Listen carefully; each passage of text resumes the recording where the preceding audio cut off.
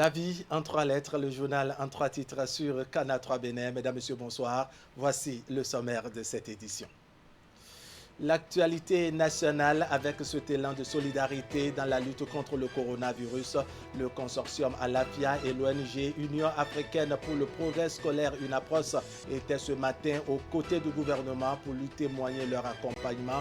Leur emballage de générosité contient des chèques de plusieurs millions de francs CFA et des matériels de protection. Tout s'est déroulé au ministère de la Santé, nous dirons Ingrid D et compagnie. Et puis, au lendemain des élections communales et municipales, les populations se dessinent déjà le portrait robot du maire qu'elles souhaitent voir diriger leur commune. Chacun se fait une idée du profil type du patron de sa municipalité. À Cotonou, par exemple, on est quelque peu exigeant avec le prochain locataire de l'hôtel de ville de la capitale économique. Nous entendrons les citoyens décliner leurs attentes dans un instant. À suivre également l'ambiance dans le marché des téléphones portables à Gangui dans la ville de Cotonou. Cet espace commercial improvisé grouille fréquemment de monde, les uns pour se procurer des smartphones de dernière génération et les autres pour assouvir tout simplement leur curiosité. Dans cette édition, on s'intéresse à la provenance de ces appareils téléphoniques et l'animation du marché en cette période de coronavirus. Voilà donc pour le sommaire. Bienvenue. Bonsoir à tous. Les bonnes volontés se poursuivent et se succèdent au ministère de la Santé. Le consortium Alafia est allé remettre ce matin un chèque de 5 millions de francs CFA aux autorités sanitaires. Il est suivi des responsables de l'ONG INAPROS, entendez, Union africaine pour le progrès scolaire, qui a remis à son tour un chèque de 3 500 000 francs CFA assorti d'un lot important de matériel de protection. Tout ceci constitue pour les donateurs un appui à l'État central engagé dans la lutte contre le coronavirus. Le compte rendu de la phase protocolaire de la cérémonie avec Ingrid D et Ouliat Sanoussi. Un chèque d'une valeur de 5 millions de francs CFA remis au directeur de cabinet du ministre de la Santé.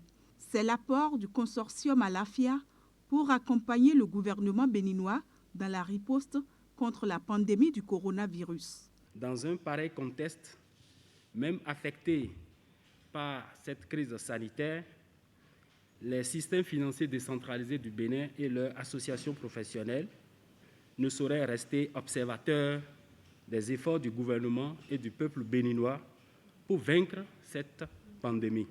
L'ONG Union africaine pour le progrès scolaire, UNAPROS, a elle également répondu à l'appel à la solidarité nationale du gouvernement avec un chèque de 3 500 000 francs CFA et des dons en nature tels que des masques, des bidons de javel et des gants médicaux. Je voudrais porter à la connaissance du directeur de cabinet d'associer les ONG pour la sensibilisation de la population. Sinon, la télé, la radio, tout le monde n'a pas accès. Nous sommes conscients que c'est ensemble que nous allons pouvoir venir à bout de cette pandémie.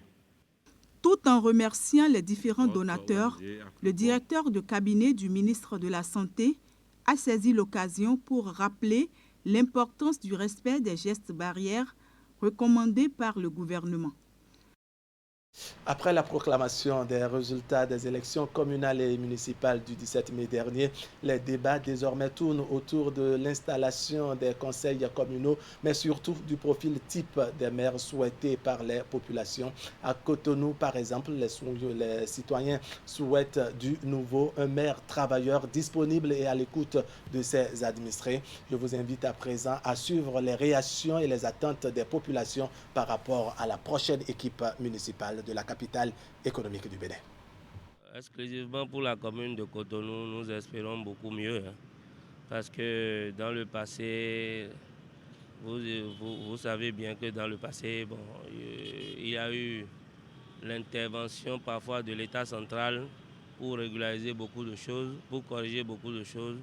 Nous estimons que le nouveau maire qui sera installé prendra toutes ses responsabilités par rapport à la gestion, même à l'assainissement de la ville de Cotonou, au respect de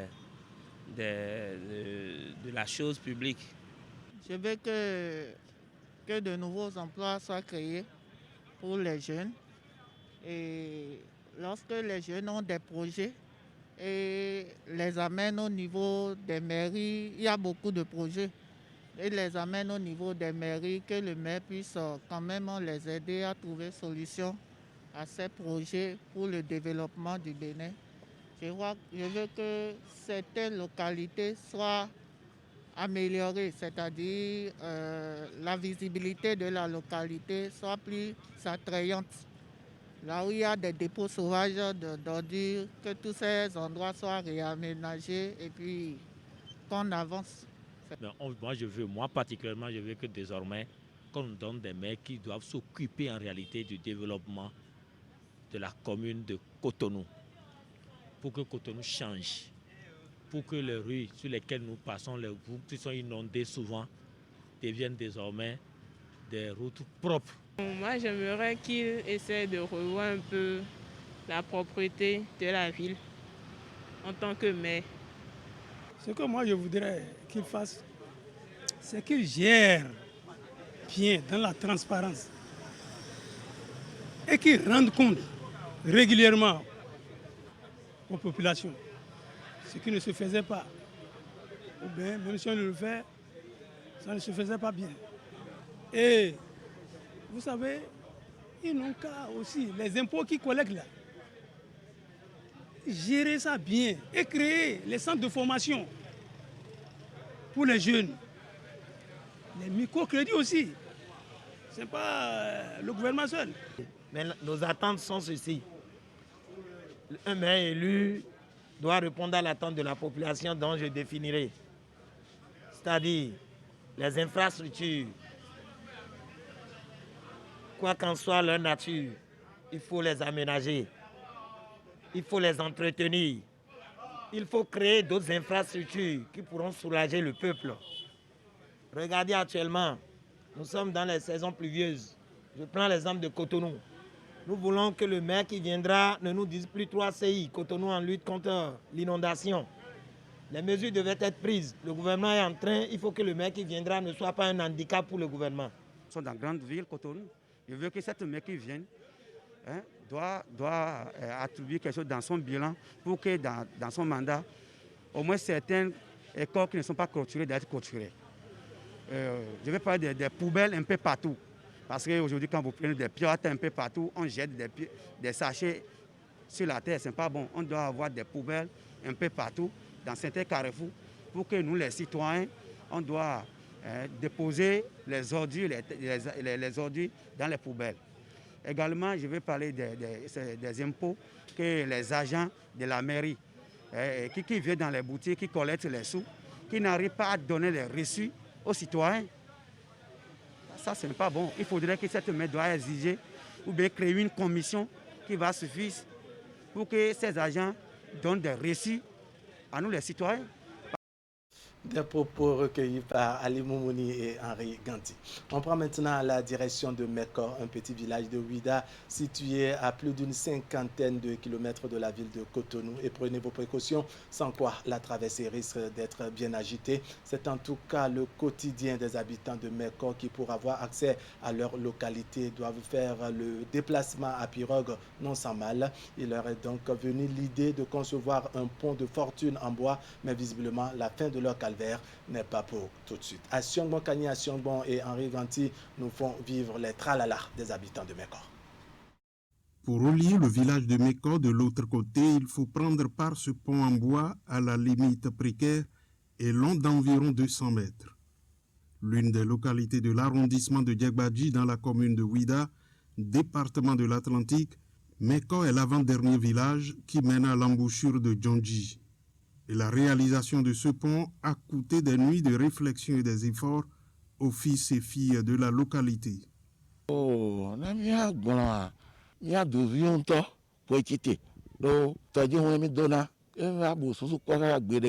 Ce sont les natifs de la localité qui ont pris sur eux la décision de construire le pont en bois après que j'ai réuni tout le monde. Au beau milieu de la construction, quelques difficultés ont surgi. Les travaux ont connu un arrêt. Nous avions alors initié des souscriptions volontaires. Les eaux et forêts nous avaient autorisé à nous procurer du bois puisque c'est dans l'intérêt public.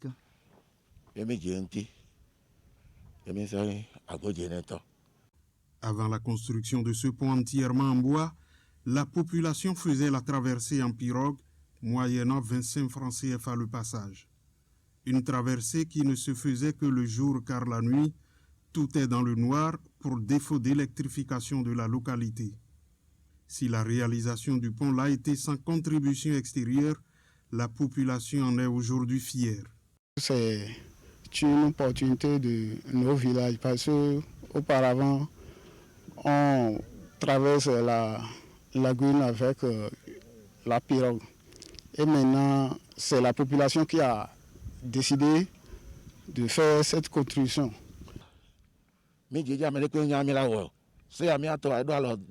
Lorsque les travaux avaient démarré, personne ne savait que nous allions réussir la construction. Le chef d'arrondissement, le président de l'association de développement de Meko et d'autres nous ont apporté leur appui, ce qui nous a permis d'achever le pont.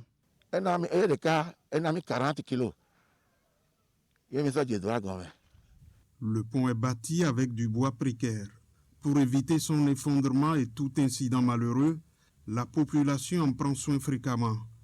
Autant qu'elle procède au remplacement des planches et piliers imbibés, puis usés par les eaux de la lagune, elle espère un jour l'implication de l'État pour un pont en matériaux définitifs. Les habitants de Meko travaillent tous les jours pour l'entretien du pont. Ils procèdent au remplacement des bois défaillants. Nos demandes d'appui sont restées sans succès. Nous, notre souci, c'est d'avoir un jour ce pont en dur. Si le gouvernement peut nous aider à faire ça à béton, nous aussi, on peut lever ça au genou et le projet va nous construire le pont à béton. Meko ne se sent pas délaissée depuis que la Fondation Claudine Talon s'intéresse à elle. Elle a réalisé une canalisation lagunaire pour drainer de l'eau potable jusque dans le village. Fondation Claudine Talon. C'est grâce à la Fondation Claudine Talon que nous pouvons boire de l'eau potable aujourd'hui dans ce village. Nous n'avons pas de l'électricité. La voie qui mène ici est complètement dégradée et cause des dommages aux femmes qui se rendent au marché pour leur commerce.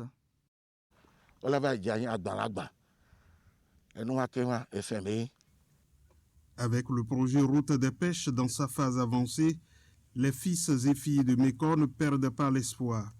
Ils espèrent que bientôt, le village sera relié au réseau électrique pour leur permettre d'enjamber un pont digne du nom à toute heure.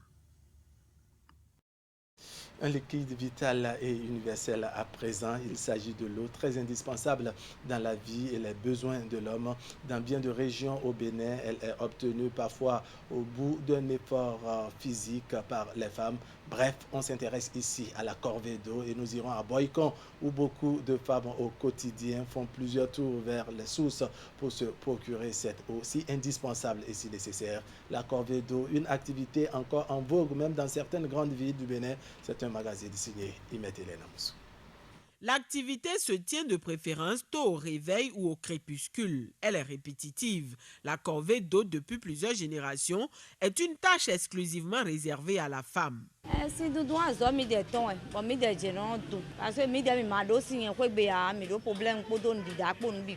Puiser de l'eau, ça fait partie des travaux ménagers. Du coup, les travaux ménagers sont réservés aux femmes. C'est ce que plusieurs personnes disent. Aujourd'hui encore, nombreuses sont celles de nos contrées qui parcourent 200 mètres, 500 mètres, 1 kilomètre ou plus pour approvisionner en eau la concession entière.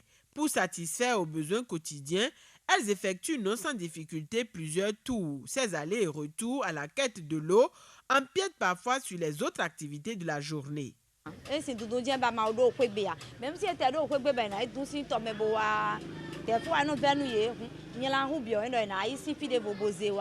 par exemple,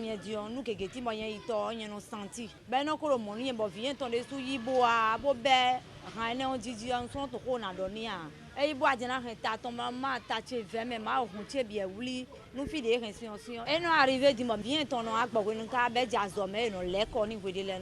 de l'eau, c'est un poids lourd, il faut le porter sur la tête. Maintenant, ça dépend de la contenance du récipient. Et la plupart du temps, quand tu finis de puiser de l'eau, tu as mal au dos. Moi, un jour, il m'est arrivé d'avoir mal au cœur parce que j'ai porté une bassine un peu trop, je sais pas, trop grande.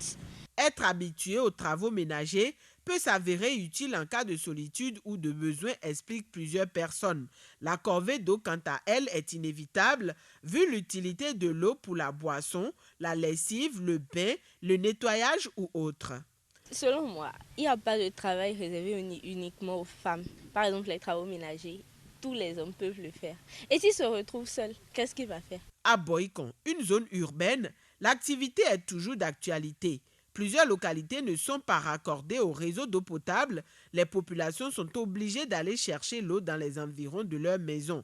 Dans le lot des pourvoyeurs, on retrouve quelquefois des jeunes garçons qui, de gré, effectuent la corvée. Plusieurs moyens sont alors utilisés pour acheminer le liquide vital. Quand le besoin se ressentit, moi, ça ne me coûtera rien, n'est-ce pas, de porter ça. Mon petit frère, par exemple, il lui arrive de puiser de l'eau. Mais quand il le fait, c'est avec la mine renfrognée et tout. Il dit que c'est un peu difficile. La corvée d'eau est toujours d'actualité dans les ménages qui manquent encore de puits ou d'eau courante. Elle reste l'apanage de la plupart des vendeuses de nourriture de la ville Carrefour. Malgré l'extension du réseau de distribution, l'accès à l'eau potable est encore loin d'être une réalité pour tous, particulièrement dans les grandes villes comme Boikon. Retour à Cotonou avec cette fois-ci les réalités du marché des téléphones portables à Ganhi, un lieu commercial improvisé par des jeunes de différentes nationalités et qui grouille quotidiennement de monde. Vous y trouverez des smartphones et des téléphones portables de dernière génération, mais ne me demandez pas si la garantie y est toujours. Mais intéressons-nous au moins à la provenance de ces appareils GSM et l'ambiance de ce marché en cette période de pandémie du coronavirus. Reportage Teddy Goudalo et Ali Mouli. Michael est revendeur de téléphones portables dans ce marché de vente d'accessoires téléphoniques de Ganhi à Cotonou. En disposant soigneusement sa marchandise pour attirer la clientèle que le contexte du coronavirus a rendu rare par ici, il ne se plaint tout de même pas de la mévente à laquelle il est confronté. Le marché, ça passe normalement comme on va aussi, il n'y a pas le problème de marché ici, ça passe bien. Tous les accessoires, on va ici, les crèches viennent ici, mais on vendit un peu. Dans ce lieu d'échange, l'ambiance qui y règne est plutôt singulière. Chacun se cherche vaille que vaille pour faire un chiffre d'affaires journalier. Quant à la provenance des smartphones, ces revendeurs composés essentiellement de ressortissants nigérians et même de béninois s'approvisionnent dans différents pays. En général, ça vient de la Chine. Et ils vont au Nigeria pour les acheter parce que nous, on a ceux chez qui ils nous livrent en gros, quoi. Eux, ils achètent ça du Nigeria, ils ramènent ça ici, d'autres du Lomé, quoi. Donc quand on va chez eux, on prend, nous on revend. Comme dans toute autre activité, ils rencontrent aussi des difficultés, ce qui ne les arrangerait pas en toutes circonstances. Et cela ne mousse pas leurs ardeurs de réserver un accueil chaleureux aux clients qui viennent se procurer des téléphones. C'est pas presque tous les clients qui maîtrisent les téléphones. Quand un client vient te dit bon, il veut un téléphone, tu lui vends un téléphone d'abord, un téléphone d'un RAM, disons, il repart et puis le téléphone, ça commence à planter, il revient, te dit non, qu'il veut un truc de 2 RAM à son prix, au prix de donc c'est de là tu es obligé de beaucoup parler, de l'expliquer et puis il complète et puis. C'est pas la guerre. Tout paye portable, maintenant, tout revenu, tout dit portable, ça ne marche pas. On va régler ça avec toi. On va changer ça. Si c'est quelque chose, tu vas prendre un autre portable qui est grand pour ce que tu as payé. Tu vas compléter l'argent pour laisser ça là. Mais tu n'as pas fait comme ça, c'est le portable même, c'est pas bon. On va changer ça rapidement. Oui, je suis venu ici pour chercher un cassave pour mon portable. Les boutiques là, voilà, c'est cher. En boutique, c'est cher. Mais ici, là, c'est un peu mieux par rapport aux boutiques. Ici, au marché des téléphones portables de Ganhi, la réparation est aussi de mise. Sur place, des techniciens procèdent au dépannage des smartphones à tout client ayant besoin de leur service. changé le complet de mon écran, le tactile et l'écran ensemble. Ils m'ont dit d'attendre. Qui va me faire ça maintenant? Bon gré, mal gré, l'ambiance dans ce marché entre revendeurs et acheteurs demeure bon enfant, tout en respectant les gestes barrières contre le coronavirus dans leurs activités. Ils espèrent en effet la fin de la pandémie afin que reprennent leurs activités commerciales pour un mieux-être social et économique. On en vient à présent à cette tristesse vécue ce matin par quelques usagers de la voie. Un accident de circulation qui a fait plusieurs blessés et des dégâts matériels à Cotonou, précisément à hauteur du carrefour Ménotin, non loin du supermarché Bénin Marché. Au dire des témoins et même des victimes, le choc est survenu alors que le conducteur de gros porteur que vous voyez sur les images en provenance à vive allure de Cotonou pour Calavi a perdu la maîtrise de son camion. Il a visiblement heurté par sa droite un minibus et les dégâts se sont enchaînés. On va faire court pour écouter ici les explications des témoins des faits au micro Canal 3 Bénin de Ingrid et de Runkabi. Nous étions presque au niveau du carrefour Ménotin quand un policier nous a ordonné par des mouvements de main de nous arrêter. Nous étions là quand subitement un conducteur de camion gros porteur qui conduisait à vive allure a perdu le frein et a quitté la chaussée. Il a traversé le trottoir et a cogné un bus avant d'atterrir sur le trafic local et nous a ramassés. Mais Dieu merci, je n'ai rien de grave. Tout comme moi, beaucoup sont blessés, mais celui qui est gravement touché se trouve actuellement à l'hôpital de Ménotin avec un pied fracturé. L'excès de vitesse serait à l'origine de cet accident. Alors attention et prudence, comme on dit, prudence est mère de sûreté. Mesdames, Messieurs, ce serait tout pour cette édition. Merci de nous avoir suivis. L'information continue sur Canal 3 Bénin. On va se retrouver demain à 19h30 pour partager le reste de l'actualité. Comme d'habitude, sur Actu Matin très tôt, on va feuilleter ensemble les parutions du jour. Allez, portez-vous bien.